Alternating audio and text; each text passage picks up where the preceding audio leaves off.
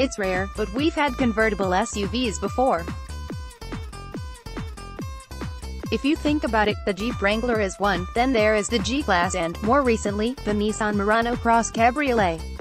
In 2010, Land Rover revealed the spiffy-looking Evoque compact SUV. Now, they have introduced its convertible version. Recently, we had the opportunity to drive the 2018 Land Rover Range Rover Evoque Convertible HSE Dynamic. Yes, the name is a mouthful and so is its hefty $250K starting price. While trying to make sense of this vehicle, one that sits on the line that separates madness and genius, we took it for a stroll around the city. Here's what we thought of this topless utility vehicle. Wherever we went, people stared. This thing can grab attention. Like all manufacturers do with the convertible counterparts of their coupes, Land Rover, too, has tried to keep the silhouette of the evocative hardtop Evoque. It's got a sharp snout with an air of sophistication, thanks to striking LED daytime runners, bright shining LED headlamps, etc. The sides have pronounced wheel arches, which add the athleticism needed to justify sport in SUV. Again, with the soft top-up, it mimics the coupe silhouettes fairly successfully. But with the top down, it does look a tad bulky. Perhaps some familiarity will help its case. The rear is characterized by squarish LED luminaires and trapezoidal exhausts of the coupe. It's a decent view. The convertible is available in SE Dynamic and HSE Dynamic variants with a Z-folding convertible roof system in ebony fabric. You can drop the soft roof down in as much as 18 seconds at up to speeds of 50 km per hour. Raising it up takes a little longer at 21 seconds. Either way, this is something you can't expect of other SUVs. Unlike other convertibles we are used to, you have to step up to seat yourself.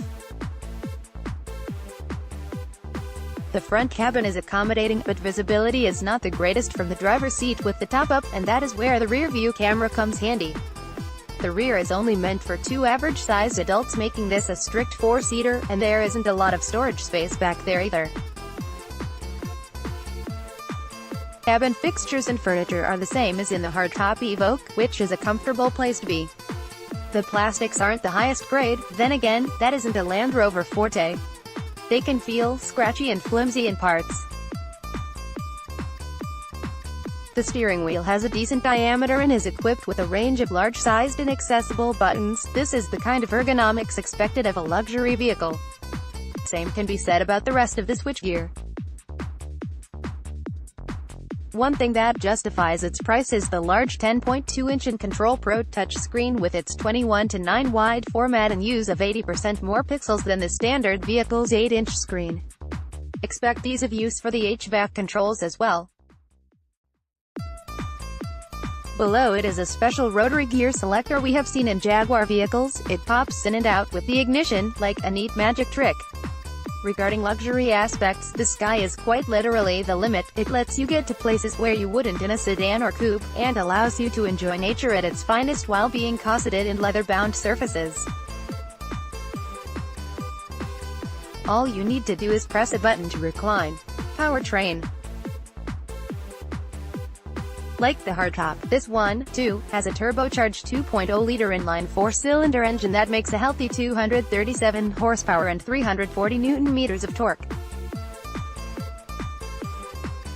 The added weight means it gets to 100 km per hour a second slower, at under 9 seconds, but sprints around town and drives on the highway never feel sluggish. For everyday purposes of driving, it behaves quite dynamically. The added weight and slight drop in structural rigidity doesn't dissuade its temperament to turn.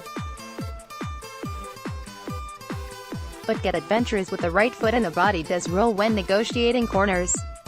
Even though this is an SUV, this isn't an all-capable off-road vehicle judging by the approach and departure angles, clearance and low-profile tires.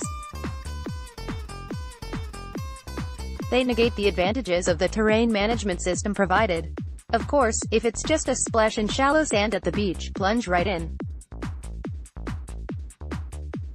But do it with the roof up, else you will be stuck with interiors that cannot be hosed down like in an FJ Cruiser. The ride is comfortable for the most part, even with the available 20-inch wheels. Wind buffeting isn't a big issue either. Braking feel is a non-issue as well, with the calipers clamping down hard on the ventilated disc up front and solid discs at the rear.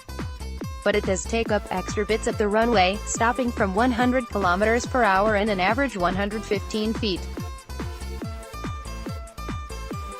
The 68.5-liter tank capacity is aptly generous in range and won't bother you to visit the pumps too often, while the low 2-liter displacement keeps CO2 emissions to 185 grams per kilometer. Features: the rear seats don't fold, so that's another issue. There is a ski hatch for longer, slimmer items, but who keeps skis in Dubai? And since the rear tailgate is top-hinged for some unusual reason, you can't have a sit-down with your friends and enjoy your chai like in other SUVs. But at least you can haul 1,500 kilograms on a trailer. Luckily, there isn't anything lacking in the creature comforts department. Expectations of audiophiles are met with a 380-watt Meridian surround sound system with 11 speakers. For a little extra, you can upgrade to a 660-watt unit. Pro services that accompany include Wi-Fi hotspot for the family that likes to share its data but maintain individual privacy.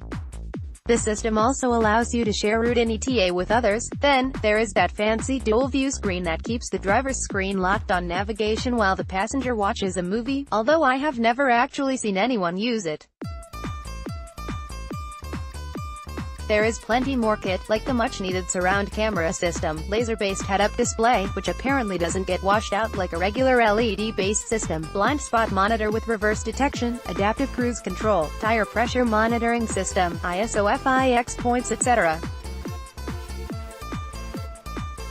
Verdict: although the idea of a convertible SUV is confusing to some, it gives one the option of enjoying Dubai's skyline from a commanding position in traffic, or the elements from amongst the sandy dunes.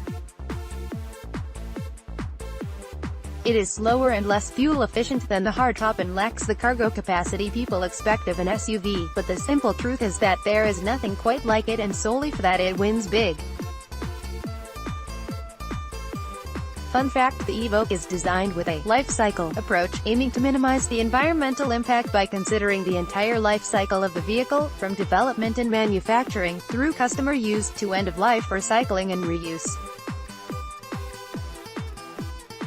Specifications: body type, 4-seater, 5-door premium crossover convertible SUV engine, front engine, turbocharged 2.0-liter inline 4-cylinder, all-wheel drive transmission, 9-speed automatic peak output, 237 PS bhp at RPM, 340 Nm at 1,750 revolutions per minute, 0 to 100 km/h, 8.1 seconds, claimed top speed, 217 km/h, drag limited, claimed price, starting DH 246,645, DH 272,370 is tested at a glance. Pros: attention-grabbing form, easy to drive, comfortable. Cons: lacking cargo capacity, pricey, not a true off-roader. Authors rating, 7/10 stars. Weekend at collegetimes.com.